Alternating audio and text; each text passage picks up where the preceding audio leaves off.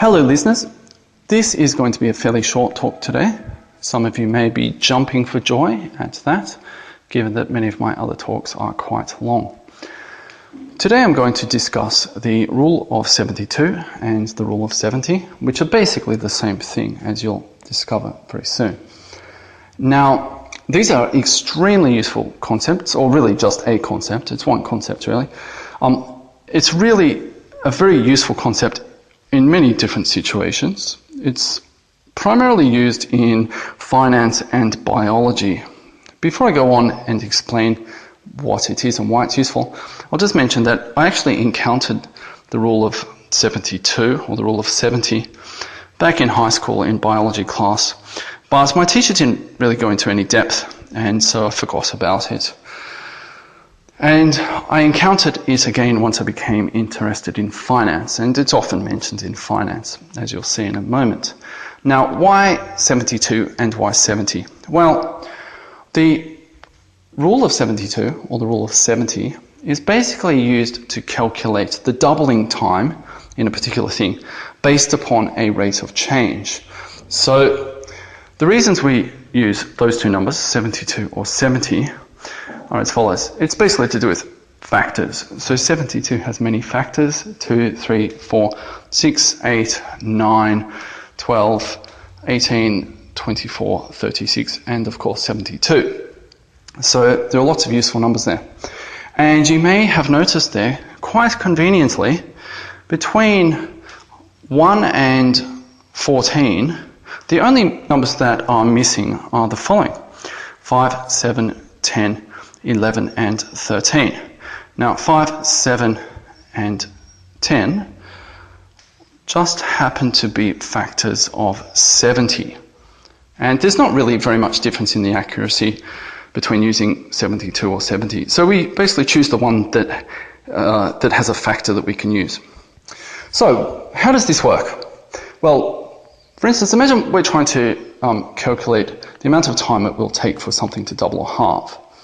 What we do is we divide 72 by the rate of change. Now that rate of change could be an interest rate, it could be a return, it could be a growth rate.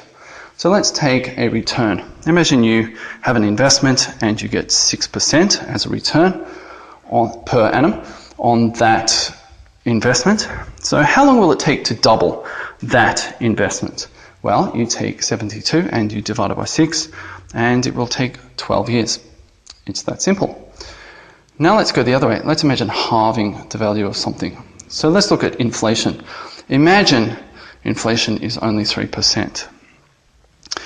And what we do here is we take 72 and we divide it by 3, and we say after 24 years your money will be worth half as much as it is now in terms of purchasing power. Again, it's very simple. Now, what we could do is actually try to find the solution to a different variable, a different missing variable. So imagine this time we want to find out the required rate of change given a particular amount of time. So let's say, for instance, you have an investment that you want to invest for 9 years. You have an amount of money that you want to invest for 9 years, and you want to know what the rate of change, so basically the return, will need to be in order to double your money after 9 years.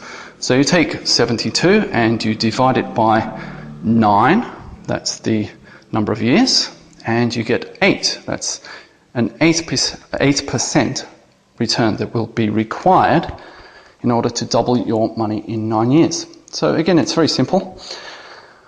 And that's basically it, the rule of 72 and the rule of 70. Now, if you really don't believe it's that simple, you can actually go and calculate this yourself. Just start with, say, 100 and multiply it by, say, 1.06, and see how many times you need to multiply it by 1.06 to get 200, give or take, fairly close to 200.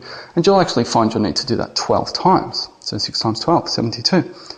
It's that simple. And it's one of those things that's not taught in school, and yet it's such a really simple thing that can be applied all over the place in daily life with anything to do with finance and investments and, taking out a loan, buying something on a credit card, all of that kind of stuff. It's extremely useful, and it's a gateway to many other things.